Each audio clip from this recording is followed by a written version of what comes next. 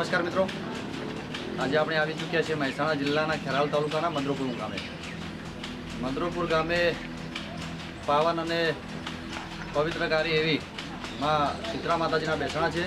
અને બીજું અહીંયા એક વર્ષો પુરાણી એવી સિદ્ધરાજ સોલંકી કાળની વાવ આવેલી છે.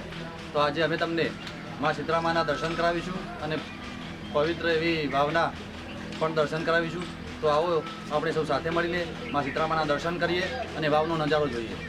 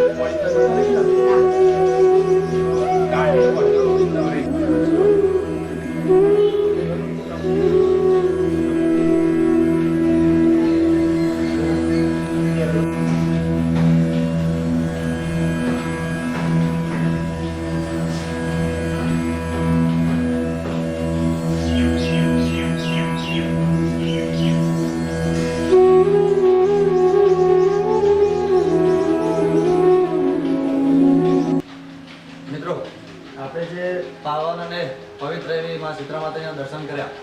તો અહીંયા બહુ જ વર્ષો પુરાણું અને બહુ જૂનું મંદિર છે. તો તમે પણ અવારનવાર અચૂકથી અહીંયા મંદિરે આવશો અને માતાજીના દર્શન કરશો. અને હવે આપણે આપણી વચ્ચે મંદિરના પૂજારી શ્રી અને ગામના સરપંચ શ્રી હાજર છે. તો મહારાજશ્રીને નમ્ર વિનંતી કરીએ કે મહારાજશ્રી અમને આ મંદિર વિશે અને બાજુમાં જે વાવ આવેલ છે એ વાવ વિશે થોડી માહિતી આપશો.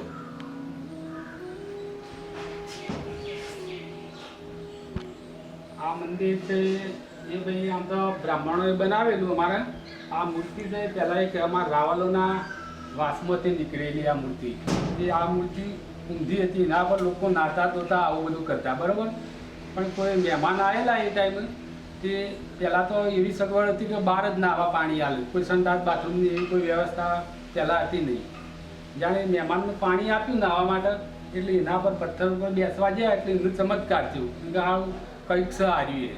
તે બધા લોકોનું મહેલામાં કીધું કે ભાઈ આ પથ્થર નથી પણ કોઈ મૂર્તિ ગમે એ હોય એમ કહેવાનું ગોદીને તમે ખમી કરો. જ્યારે જે મૂર્તિને ગોદીને સિદ્ધિ કરવામાં આવી અને જોયું ત્યાં શીતળા માતાની મૂર્તિ હતી આ. અને પછી બધા બ્રાહ્મણોએ હોય લાવી એની સ્થાપના કરી. અને આ વાવ છે એ 1258માં બનેલો લેખ છે અમારો અહીંયો, લેખ અહીંયા હાલ મોજૂદ જ છે. તો 1258 એ વખતે સોલંકી યુગ ચાલી રહ્યો હતો, સિદ્ધરાજ જયસિંહનું રાજ. એ ટાઈમે આ વાવ બનેલી હોવી જુઓ.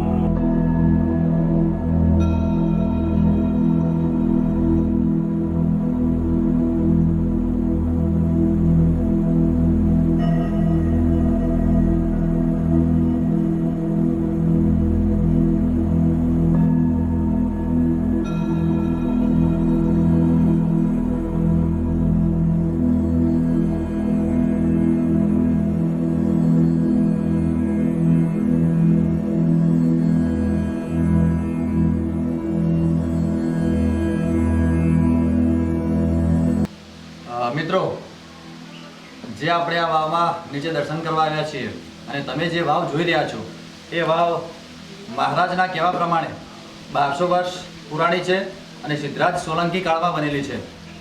અને આ વાવ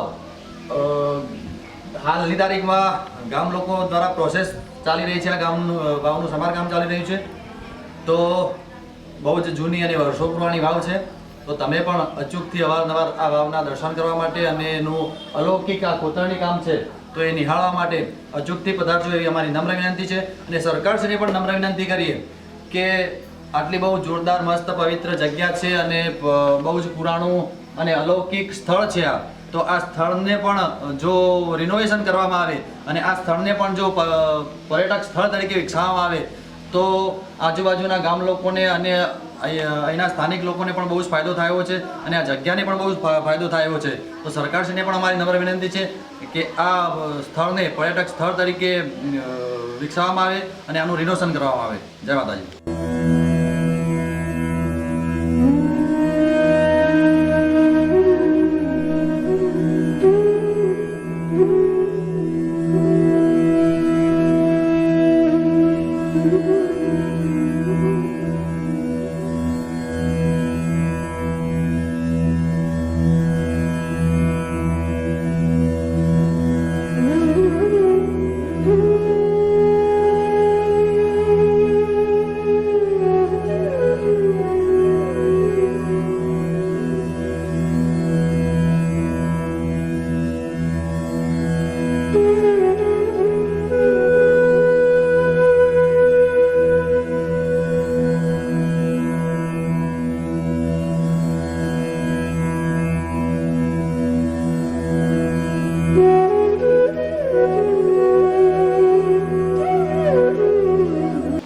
મિત્રો, આપણે જે પવિત્ર અને પાવન સ્થળની મુલાકાત કરી, શીતળા માતાજીનું મંદિર અને બહુ જ પૌરાણિક એવી વાવ અહીંયા આવેલી છે.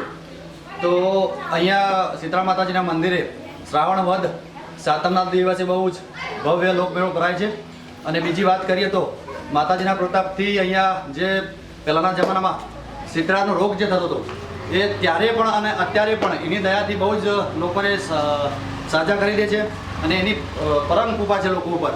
તો તમે પણ અવારનવાર અચૂકથી આવા અલૌકિક જગ્યાએ, અલૌકિક મંદિરે અને અલૌકિક જગ્યા ઉપર અચૂકથી અવારનવાર આવતા રહેશો અને આ જગ્યાની મુલાકાત લેતા રહેશો.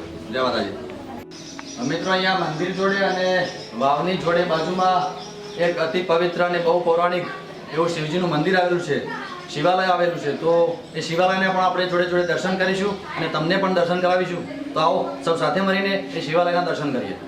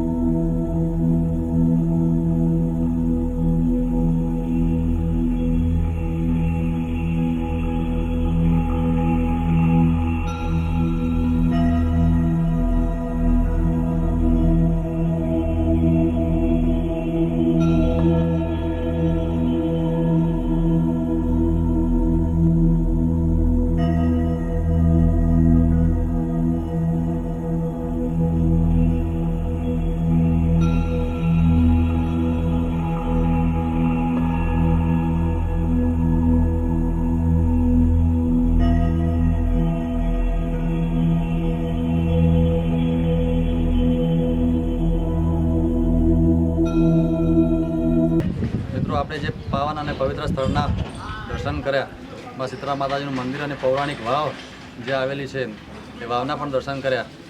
આટલી બહુ મસ્ત જોરદાર અને પુરાણી જગ્યા છે.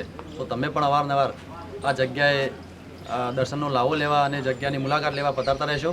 તો આપ સૌને જય માતાજી, અને અમારી ચેનલને લાઇક, શેર અને સબસ્ક્રાઈબ કરતા રહેજો.